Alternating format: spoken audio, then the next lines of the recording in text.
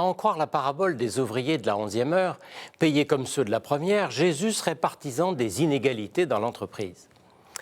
En fait, outre que le récit de l'Évangile selon saint Matthieu veut surtout montrer que la justice de Dieu n'est pas la justice des hommes, il attire très justement notre attention sur le fait que l'égalité doit tenir compte des personnes et non s'appliquer comme une toise. L'égalité est une valeur et non une mesure s'appliquant par des ajustements quantitatifs. Le nivellement n'a que l'apparence de l'égalité. Celle-ci doit tenir compte à la fois des besoins. La doctrine sociale de l'Église rappelle que le travail a pour premier objet de nourrir une famille et les mérites de chacun. La véritable égalité s'applique dans l'équité. Au sein de l'entreprise, beaucoup de chantiers dans cet esprit méritent d'être poursuivis. Lutter contre les inégalités hommes-femmes, mais aussi celles liées à la situation familiale, à la distance domicile-travail, à la santé. La légitimité de ces combats est d'ailleurs de mieux en mieux reconnue par les entreprises elles-mêmes, qui comprennent bien le lien qui unit épanouissement et performance des salariés. C'est pourquoi, dans tous ces domaines, la tendance est à l'amélioration. À l'inverse, l'inégalité des revenus entre dirigeants et salariés s'aggrave. La rémunération du patron et de son équipe revêt naturellement une importance toute particulière parce qu'elle a une forte valeur symbolique et parce qu'elle met en cause l'exemplarité des dirigeants. C'est d'ailleurs pourquoi, parmi ces derniers, beaucoup y sont sensibles et veillent à ne pas se laisser entraîner sur une pente générale où la France ne fait pas exception. L'objectivité impose par ailleurs de distinguer les entrepreneurs patrimoniaux qui risquent leur propre fortune, notamment dans les PME, de ceux qui ne sont que les managers de leur entreprise. C'est bien de ceci qu'il s'agit. Deux illustrations. En moyenne, la rémunération totale des patrons des 120 plus grosses entreprises cotées représente 150 fois le SMIC et l'augmentation de salaire des patrons a été de 500% en moins de 30 ans, accroissant l'écart entre les dirigeants et les autres salariés. Face à des chiffres impressionnants, les justificatifs invoqués le sont moins. Les autres le font, le prestige de l'entreprise l'exige. On perdrait nos grands patrons si on les payait moins. Alors que la réalité est qu'il n'y a pas de véritable marché international des dirigeants et que s'il y avait une demande, ces auteurs mettraient le prix pour débaucher ce qu'ils recherchent.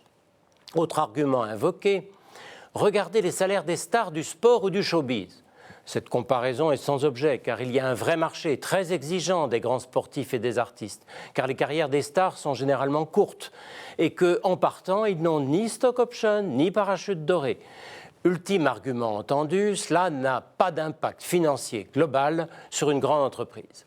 À cette affirmation, je laisse le patron de Danone répondre lui-même, ayant calculé qu'en retirant 30% aux 1% les mieux payés, il pourrait doubler le salaire des 20% les moins payés.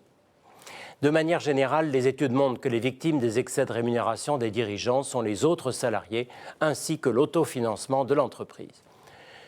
Devant la démesure, la tentation est de céder à des restrictions dictées par la jalousie. Il est légitime et nécessaire de récompenser largement la réussite quand elle profite à la collectivité. Il faut aussi savoir reconnaître ce qui est exigé d'un dirigeant en termes de capacité, de disponibilité et de responsabilité. C'est Jaurès lui-même qui rappelait qu'est dirigeant celui qui accepte de prendre les risques que les dirigés ne veulent pas prendre. On peut toujours discuter du rapport à respecter entre les mieux et les moins bien payés. Henry Ford prônait un rapport de 1 à 40. Des économistes chrétiens préconisent une échelle de 1 à 12 en référence à celle des traitements publics. Proxinvest va jusqu'à un rapport de 1 à 240 pour les grands groupes. Une seule chose est sûre, c'est que la rémunération des dirigeants doit être à la fois pensable, explicable et publiable. Ce qui, à en juger par les contorsions de certains pour entretenir le flou sur le sujet, n'est pas forcément le cas. Une forte rémunération pendant l'exercice des fonctions du dirigeant se justifie aussi par la précarité de son emploi de mandataire social. À son départ, c'est donc la règle commune qui devrait s'appliquer, c'est-à-dire les indemnités de licenciement prévues par la convention collective de l'entreprise.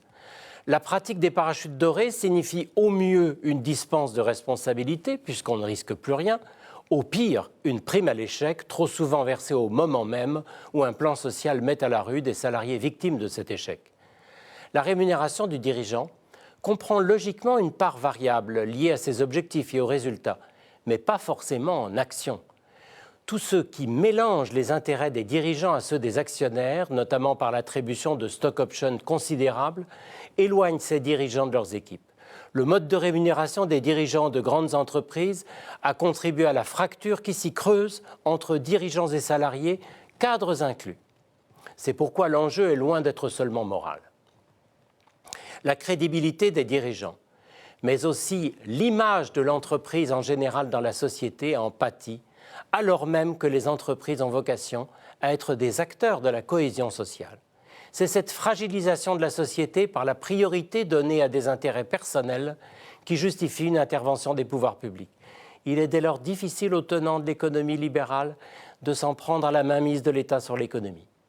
Lorsque les inégalités de revenus dans l'entreprise sont excessives, l'argent risque de devenir pour les dirigeants non un moyen mais un objectif dont la poursuite a pour carburant la cupidité. Il est grave que ceux qui ont pour charge de porter la vision de l'entreprise en aient perdu le sens, surtout au moment où nos sociétés ont tant besoin de partager le souci du bien commun. Cupidité ou fraternité, il faut choisir.